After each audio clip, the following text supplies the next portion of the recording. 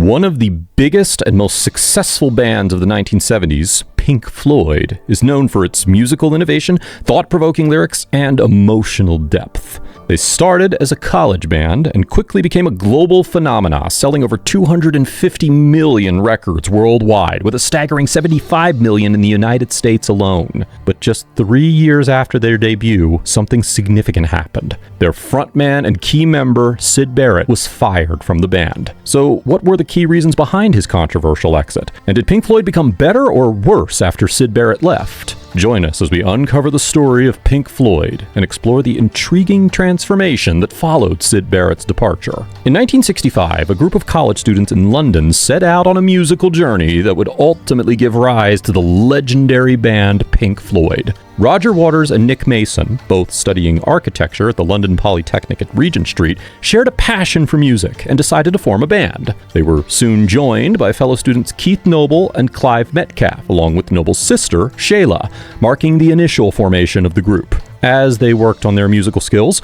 another architecture student named Richard Wright joined the ranks. Initially, Roger Waters played lead guitar, Nick Mason handled the drums, and Richard Wright contributed as a rhythm guitarist before transitioning to keyboards. They primarily performed at private events and utilized a tea room in the basement of the Regent Street Polytechnic for their rehearsals. However, during this formative phase, the band underwent several name changes, experimenting with different identities. They went through names like the Megadeths, the Abdabs, the Screaming Abdabs, Leonard's Lodgers, and the Spectrum 5. But they hadn't settled on a definitive name yet. The key moment in Pink Floyd's evolution occurred when Keith Noble and Clive Metcalf left the band to pursue their own musical dreams. This departure created an opening that allowed Syd Barrett, a gifted guitarist and songwriter, to enter the fold. Barrett, 2 years younger than the other members, had moved to London in 1962 to study at the Camberwell College of Arts. Roger Waters and Syd Barrett had a long-standing friendship, and Waters had often visited Barrett's home to watch him play the guitar. With Syd Barrett as their new guitarist, the band adopted the name The Tea Set.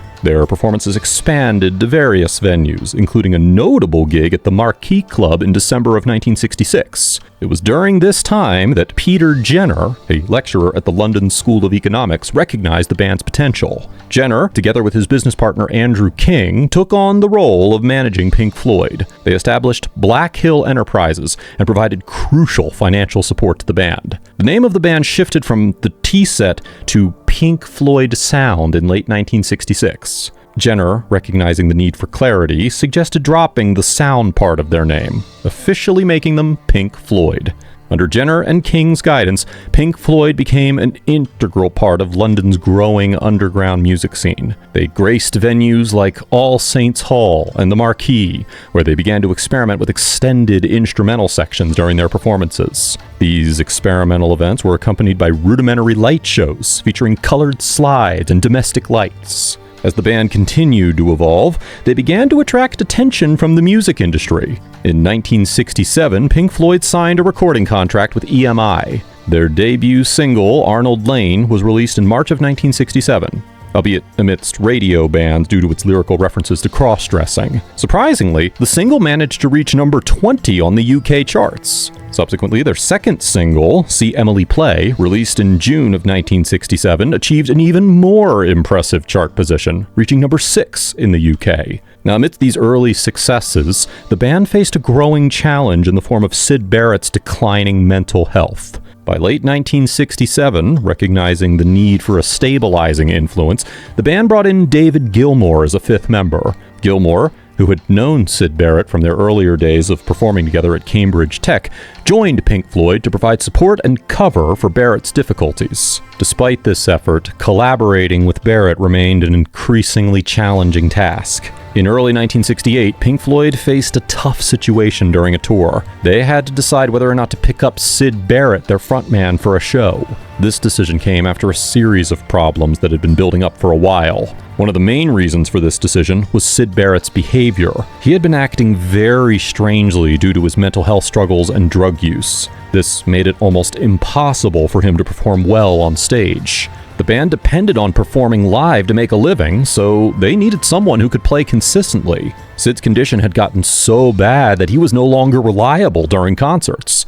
He would act in a way that didn't fit with the band's music, and it was becoming a real challenge for the rest of Pink Floyd to keep the show going smoothly. This was a big problem because their reputation as a band was at stake. The band members had been friends with Syd Barrett for a long time, and they cared about him, but they also cared about their music and their career.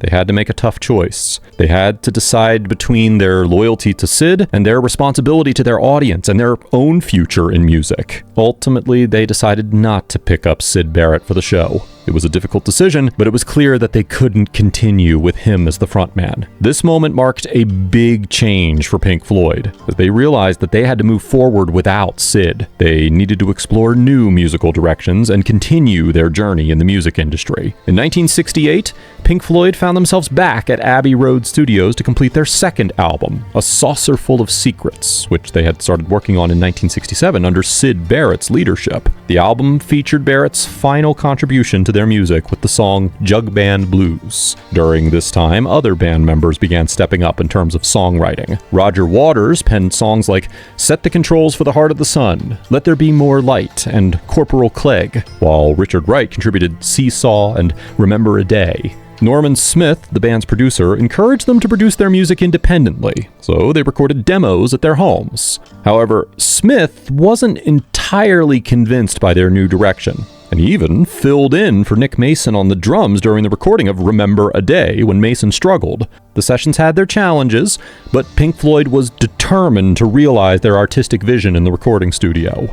In June of 1968, A Saucer Full of Secrets was released, featuring a psychedelic album cover designed by Storm Thurgerson and Aubrey Powell of Hypnosis. This marked the beginning of a collaboration with Hypnosis for album artwork. The album reached number 9 on the UK chart. Following its release, Pink Floyd performed at the first ever free concert in Hyde Park. The years following Barrett's departure saw Pink Floyd experimenting with their musical style and releasing several albums. Uma Guma, released in 1969, was a double LP featuring live performances and experimental studio recordings. Atom Heart Mother followed in 1970, marked by its symphonic sound and collaborations with composer Ron Geeson.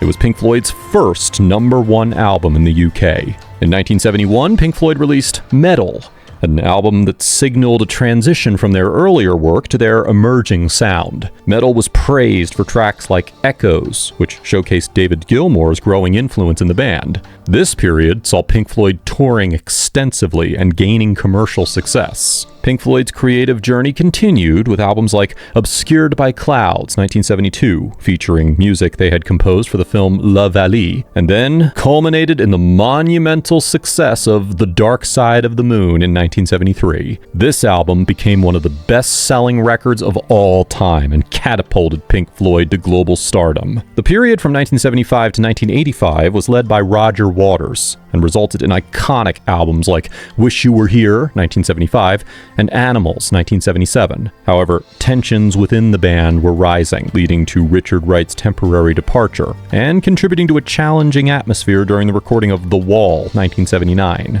Roger Waters continued to lead Pink Floyd during this era, resulting in The Final Cut in 1983. However, creative conflicts among the band members intensified, leading to David Gilmour's limited involvement in this album. In the mid-1980s, Pink Floyd faced a period of upheaval and legal disputes. Roger Waters recorded a solo album, About Face, in 1984, distancing himself from the band. Waters publicly stated that Pink Floyd would not reunite. Legal battles ensued, with Waters leaving and attempting to dissolve the band. David Gilmour took the lead in Pink Floyd's future, recruiting new musicians. They released A Momentary Lapse of Reason in 1987. The band faced legal issues with Waters but resolved them, securing the right to use the Pink Floyd name. Finally, in 2005, Pink Floyd reunited for the Live 8 charity concert. During this time, Syd Barrett and Richard Wright had passed away, so the band focused on re-releases and charity performances. In 2014, they released The Endless River as a tribute to Wright. In conclusion, Pink Floyd's journey through the decades has been marked by artistic evolution, internal conflicts, and remarkable resilience. From From their early experimental sound to the iconic albums that defined progressive rock, they left an indelible mark on the music industry. Despite enduring disputes and the loss of key members, the band's legacy continues through their timeless music, unforgettable live performances, and ongoing efforts to adapt to the changing landscape of the music world. So what do you think? Did Pink Floyd become better or worse after Syd Barrett left? Share in the comments down below. If you enjoyed this musical journey through Pink Floyd's history, please don't forget to like and subscribe for more engaging content about music history.